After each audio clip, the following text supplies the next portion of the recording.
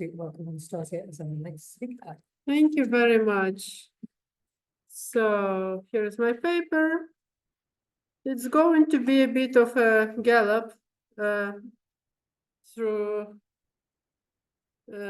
medieval, early modern, and other periods. But this paper came as I was reading again another book, and which wasn't academic, but which was a biography of a famous writer. And again, I heard that we start with Xenophon, and then we jump to the Guerinière. And there is nothing in between. There is never anything in between. It's like, and so I thought it's time to redress this gap. Maybe people will know that, yes, there was something in between. So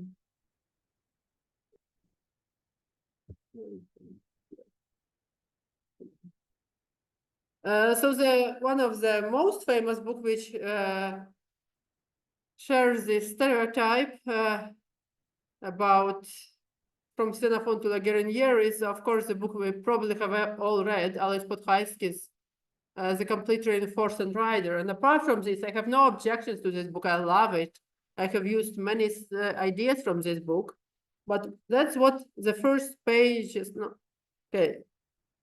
Basically, the first pages of the book say, apart from this introduction stuff and so on, says, in ancient days, the art of running was developed to a high degree, as may be seen from the book of the Greek Statesman in general, Xenophon written in 400 BC. So we cannot disagree with this. Of course, the art of running was developed in ancient days. But what he continues to say, with the fall of the Greek Empire and later with the Great Migration, the cultural value of many arts was lost. That of riding declined more and more and finally ceased to exist. So Xenophon's book must be given the credit for preserving the ideas of equestrian art to the present day, because it was this book that formed the basis for the Renaissance. When does the Renaissance happen? Nearly 2,000 years later, in the 16th century. The long-forgotten art of writing, together with other artistic accomplishments, came to light again as the great masters of painting and sculpture began to flourish under the Italian sun. So the newly awakened art of writing was reintroduced by the Napolitan nobleman Grisone, who was known to his contemporaries the father of the art of equitation. And that's where I'm taking the issue. Obviously, Alois Podhajski is not a historian, not a scholar, but he's talking about history. And as a historian, I would like to object here. And so this morning we practiced a little bit art, so we know that they weren't exactly forgotten and neglected during the Middle Ages. So what about the art of riding? You know, as just common logic, what was happening between the 16th century, between the 400 BC and the 16th century? If people didn't know how to ride, what were they doing? Unfortunately, Podhajski is not the only one to make these ideas commonplace. And Helen, who was a historian, although she was primarily a horse trainer, but who wrote several influential books, medieval history, had this medieval warhorse book from Byzantine to the Crusades. And she believed that the art of riding wasn't lost, but it just migrated to the east and to the Oriental people, and who were riding these swift Arabian horses, hot bloods. And of course, the European knights on their cold bloods were no match for them. And as much as I like Anne Hyland's books about horse training, and many of his historical books were very important, I think this review says it all. It's basically a review by our colleague Jur Gassman, who was present here virtually yesterday. That's what he wrote, and I agree with every word of this review. That's the formal review published on the internet, to be used with caution. There are an amazing number of source references adduced, so for anyone researching the subject, this is a good place to find background. Though you have to actually look it up, the sources don't always say what Hyland thinks they do. That's you need to bear in mind. And on no account can you rely on her conclusions or interpretations. It's not that she is always wrong, but as soon as Arabians enter the picture, all judgment goes out of the window, and she will happily draw conclusions that are diametrically opposed with statements she makes in other places in the book that have no basis in the historical record. unfortunately, especially in English language literature, which also severely limits Highland's purview, there is not much else out there. So Highland's speculations on the medieval European warhorse have had a pretty much unchallenged round. So that's what we try to somewhat amend with the book in the Rewriting Equestrian History series. And I would say our books published with De Gruyter and Brill weren't very helpful because they were just too expensive for normal people to buy unless they are millionaires, unless they own Amazon or Facebook or whatever. So Highland's book is still very much used, and people are drawing conclusions to it. And yes, she is very fond of Arabians. And I mean, she was writing in the 1980s, 1990s. So things have moved on since. Understand her as an owner who competed and owned Arabians. You want to write about your horses, and you think they were the best. And at her time, she was using all the sources available. She wasn't a particularly bad scholar, but just she didn't have all the sources at her hand, and she also relied on translations a lot, and translations, as we know, aren't always done by horse people, so kind of to be used with caution, as Jörg says. And that's a book which just got me going. That's a French book.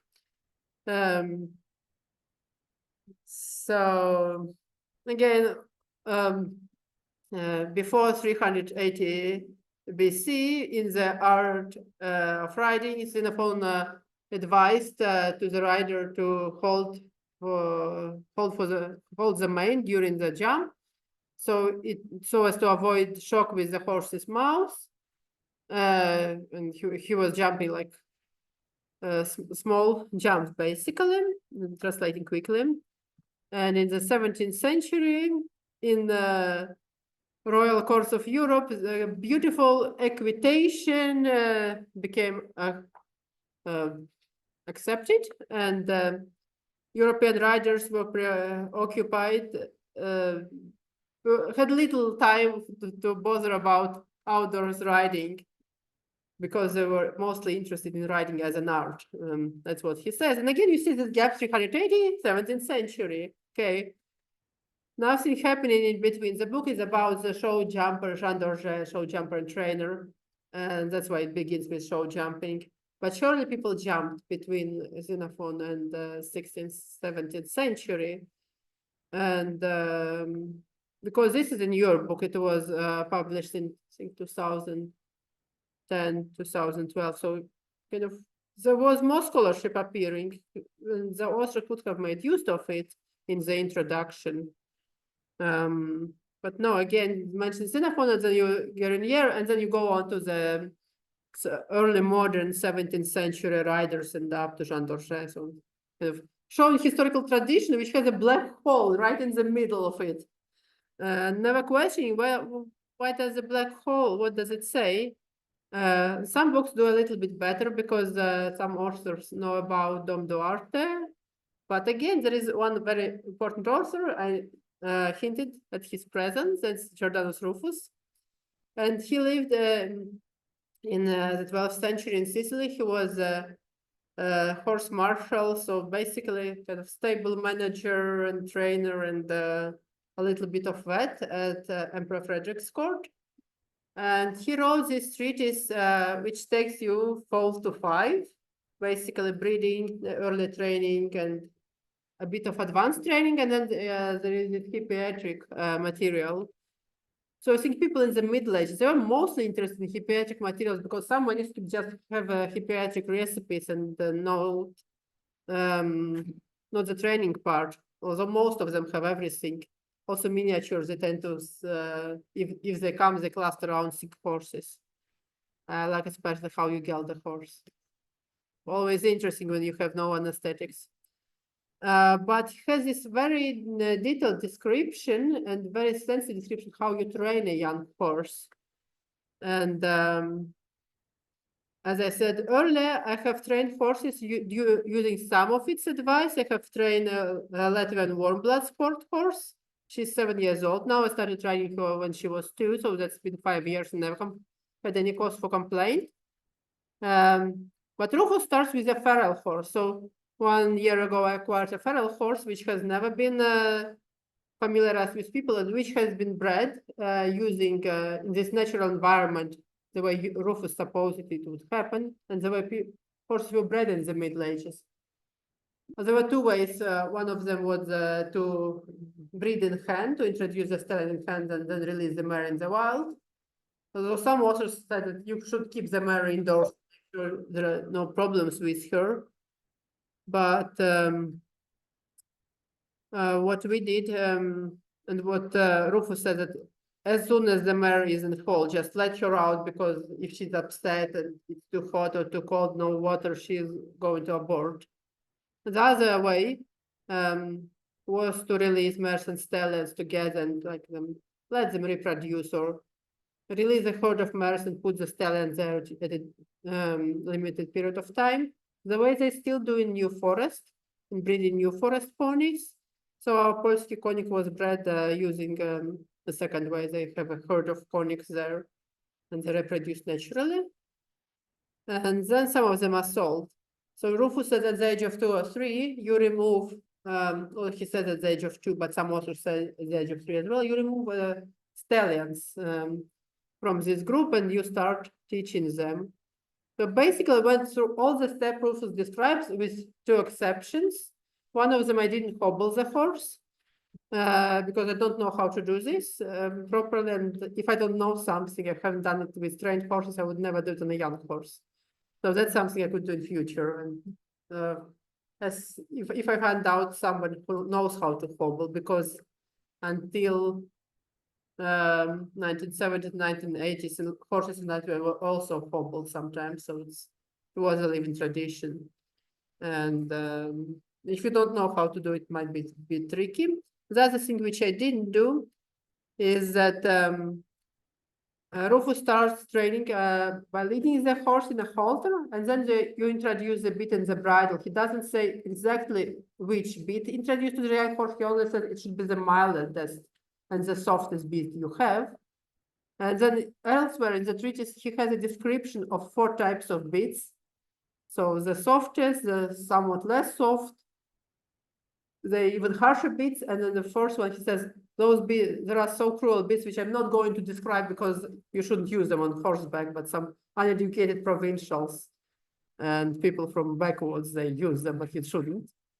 And he describes the softest bit. We are not quite sure if it's a snaffle or a curb, so I decided to interpret in the spirit of Rufus. He says the softest, so I'm using a snaffle. I use the snaffle. Some people in the past have used curb bits. My colleague Jennifer Jobst, but she didn't use it on young horses, but she translated a French translation of Rufus, and she interpreted as curb bit. And in this article, in the book of the Liminal Horse, she has pictures of a curb bit she reconstructed according to medieval archaeological findings and illustrations. She tried it on horses which have already been trained, but she never tried it on young horses. And as she also said that it didn't quite work out the way it was supposed to work. So that's work which still remains to be done. Rufus is very sensitive in terms of training. So he said that when the horse takes the beat, willingly, the bridle, you just lead in the bridle, like every day, morning, in the evening, here, there. And until the time when the young horse is following you willingly. It doesn't ever set any time. But supposedly you catch a young horse in spring, and by autumn you start riding it, but it doesn't say you spend so much time, so many training. So, yeah, until the horse is doing the job. And then you just sit on it and ride without a saddle. And for a month you ride without a saddle. Again, he's not clear if somebody is leading your horse, if it's following another rider, if it's following a person. What we did with the konik, I was first led, and then the konik was following, and then I weaned her to riding independently, which because well, the hardest part was haltering. After haltering, I guess everything was like 2 or 3 weeks or 4 weeks.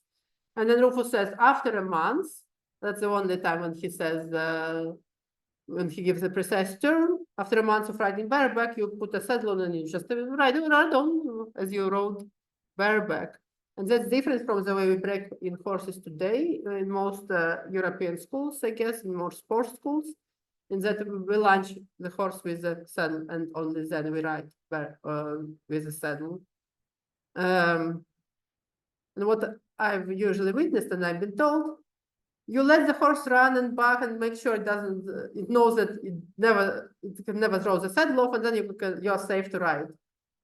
Actually, what happened to me, the horse never tried to back me off when I was bareback. And when I put the saddle for the first time, didn't object to the saddle at all.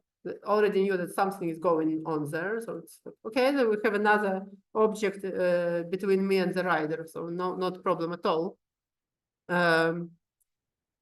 And there is no evidence in Rufus that he suggests lunging the horse, but there are other sources, administrative sources, which include lunge lines in their equipment they buy to train young horses. For example, my colleague Emma Herbert Davis, working with the English archive sources from the 14th century, she found purchases of surcingles and lines, like 2 pairs of lines or lunges or ropes for young horses. So she suggested that they were long lining these young horses, which is possible. But not something Rufus says, you just lead. And then he explained how you ride. So you're turning the horse frequently when he is young. And he also says you have a little stick and you hit one side on the other side. But basically, for the beginning, you never have spurs on. You never hit the horse with a stick, except for tapping with a little stick on to help it turn. And what he also says, like you should ride your young horse moderately, so very sensitive, and he gives some advice how to do this. And this book was like a medieval bestseller for horse training. As I said, 350 copies found all around Europe. So I'm not sure if they went for hippiatric materials primarily, but basically they also had access to this manual. And of course, much of the knowledge would be transmitted just by people imitating each other, learning. That's how I learned how to train young horses. I just looked at what my trainer was doing, and okay, I also read some books and tried out new ideas. But basically, though, I didn't have a degree in breaking in young horses. And at the end of the Middle Ages, there is also another very important book, which I think is better known because of a very good English translation by Geoffrey Forgang. I thoroughly recommend it, and my colleagues who know Portuguese and who are scholars of medieval Portuguese society said that it's a good translation, so it's a reliable one. There was another translation earlier on which wasn't as good. But this is a book of Horsemanship by Duarte I of Portugal. And it's valuable because it's not about training horses, it's about training the rider, and it includes a lot of psychology, includes information how you train boys or people who never rode before. What he says, like, put them on a calm horse with well-adjusted equipment, let them figure it out yourself, and only correct them minimally if they're doing something which is going to be very wrong or very dangerous. And once they have figured it out, you put them on a very calm horse, and when they have figured it out with a very calm horse, you put it on a slightly trickier horse. And when they have graduated from a trickier horse, you go back to your very calm and willing horse, and then you start teaching them. And that's basically what you usually do with kids. You put them first on a horse which is like bomb-proof, not going to throw them down. Then you try with them with horses who are slightly more difficult. And then you go back to the basics and you're teaching them actual horsemanship. Is it dressage, is it show jumping, but you need to teach it on a horse which is going to obey the rider's signals, whatever they are.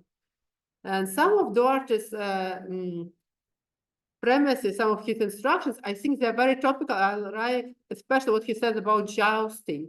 And I think we need to print it out and put in big letters at every riding school, because if you substitute the word jousting for show jumping, that's what happens. Some people in jousting, constantly spurs the horse, shaking their legs up to the moment of encounter. Bum, bum, bum, bum, bum, bum, bum. We've seen that at many competitions and shows, and how little kids jump. This is inelegant and weakens the jouster. But during this time, you should give the spur just a few times, hardly or gently, depending on the nature of the mount. So again, this idea that you adopt your efforts to the horse you are riding. It's not like every horses are going to be the same way. Some of them need a little bit more effort. Some of them are very sensitive. And the times when you should use the spurs are these. Once to get into motion, to make it enter into the canter, or to run however you would like. And again, when you're steadying the lance underarm, from there onward, you should not stir your feet or legs again until the encounter is over, if the horse is going as it should. Well, that's how you do show jump. You just sit there. But for if the horse shies or turns away, we should, of course, make it feel the spurs. Obviously, that's how you do show jumping. Come on, if the horse is going, don't need to do anything. If there are problems, that's when you press. But you're not banging the horse all the time. Horses aren't happy about it. People show this very nuanced understanding of horsemanship. So at the end of it, it's not like people in the Middle Ages never knew how to ride horses. And the Guerinière doesn't appear out of the blue. Dom Duarte's treatise is only found in one copy. In all possibilities, there were just two manuscripts. His kind of draft and the presentation copy, which is preserved. But he also didn't invent these premises. He's relying on a tradition. It might have been an oral tradition. Doesn't mean that it didn't exist just because we don't have detailed hippiatric treatises. Yes. Xenophon wasn't the first and the only one, and Guerinière didn't come out of nowhere. That's my basic argument, and I would like to thank you for your patience.